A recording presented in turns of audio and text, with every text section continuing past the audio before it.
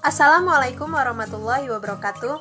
Hai teman-teman, perkenalkan, nama saya Rizka Gustiani, NPM 1911060416 dari kelas Biologi E semester 4. Di sini saya membuat video tentang etika lingkungan untuk memenuhi ujian akhir semester pendidikan lingkungan. Apa sih etika lingkungan itu? Nah, kalian yang penasaran, mari kita simak penjelasan berikut. Etika lingkungan merupakan sesuatu yang berkaitan dengan norma dan kaidah moral yang mengatur tentang perilaku manusia dalam hubungannya dengan lingkungan atau alam semesta, serta nilai dan prinsip moral yang menjiwai perilaku alam tersebut. Etika lingkungan adalah kebijaksanaan moral manusia dalam pergaulannya dengan lingkungan yang meliputi perbuatan benar dan salah.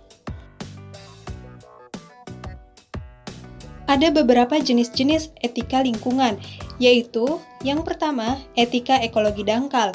Etika ekologi dangkal adalah pendekatan terhadap lingkungan yang menekankan bahwa lingkungan sebagai sarana untuk kepentingan manusia yang bersifat antroposentris. Lalu yang kedua ada etika ekologi dalam, yaitu pendekatan terhadap lingkungan yang melihat pentingnya memahami lingkungan sebagai keseluruhan kehidupan yang saling menopang, sehingga semua unsur mempunyai arti dan makna yang sama. Adapun prinsip-prinsip etika lingkungan, yaitu yang pertama, prinsip tanggung jawab. Tanggung jawab ini bukan saja bersifat individu, melainkan juga kolektif yang menuntut manusia untuk mengambil prakarsa, usaha, kebijakan, dan tindakan bersama secara nyata untuk menjaga alam semesta dengan seisinya. Lalu yang kedua ada prinsip solidaritas, yaitu prinsip yang membangkitkan rasa solider, perasaan sepenanggungan dengan alam, dengan makhluk hidup lainnya sehingga mendorong manusia untuk menyelamatkan lingkungan. Lalu yang ketiga ada prinsip kasih sayang dan kepedulian. Prinsip satu arah menuju yang lain tanpa mengharapkan balasan, tidak didasarkan kepada kepentingan pribadi, tapi semata-mata untuk alam. Lalu yang keempat adalah sikap hormat terhadap alam. Hormat terhadap alam merupakan suatu prinsip dasar bagi manusia, sebagai bagian dari alam semesta seluruhnya. 5. Prinsip no harm, yaitu tidak merugikan atau merusak, karena manusia mempunyai kewajiban moral dan tanggung jawab terhadap alam. Paling tidak, manusia tidak akan mau merugikan alam secara tidak perlu. Yang keenam, prinsip hidup sederhana dan selaras dengan alam. Prinsip ini berarti pola konsumsi dan produksi manusia modern harus dibatasi. Prinsip ini muncul didasari karena selama ini alam hanya sebagai objek eksploitasi dan pemuas kepentingan hidup manusia.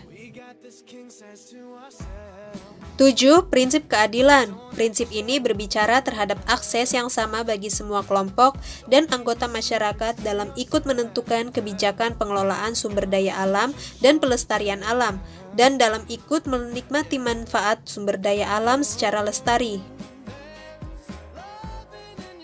8. Prinsip demokrasi. Prinsip ini didasari terhadap berbagai jenis perbedaan keanekaragaman, sehingga prinsip ini terutama berkaitan dengan pengambilan kebijakan di dalam menentukan baik buruknya, rusak tidaknya suatu sumber daya alam. Dan yang terakhir adalah prinsip integritas moral. Prinsip ini menuntut pejabat publik agar mempunyai sikap dan perilaku moral yang terhormat, serta memegang teguh untuk mengamankan kepentingan publik yang terkait dengan sumber daya alam. Ada beberapa teori etika lingkungan. Yang pertama, teori antroposentrisme. Antroposentrisme adalah teori etika lingkungan yang memandang manusia sebagai pusat dari sistem alam semesta. Manusia dan kepentingannya dianggap yang paling menentukan dalam tatanan ekosistem dan dalam kebijakan yang diambil dalam kaitan dengan alam, baik secara langsung atau tidak langsung.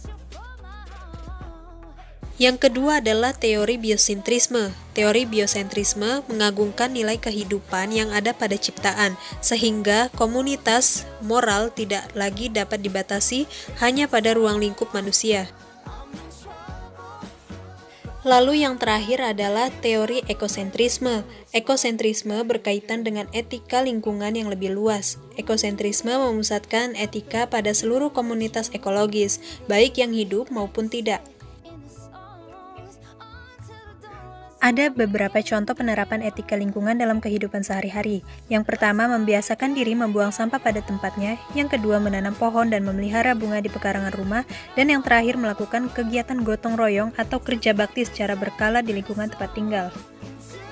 Sekian video dari saya tentang etika lingkungan. Semoga teman-teman semua dapat mengerti dan dapat mengamalkannya dalam kehidupan sehari-hari. Saya akhiri, wassalamualaikum warahmatullahi wabarakatuh.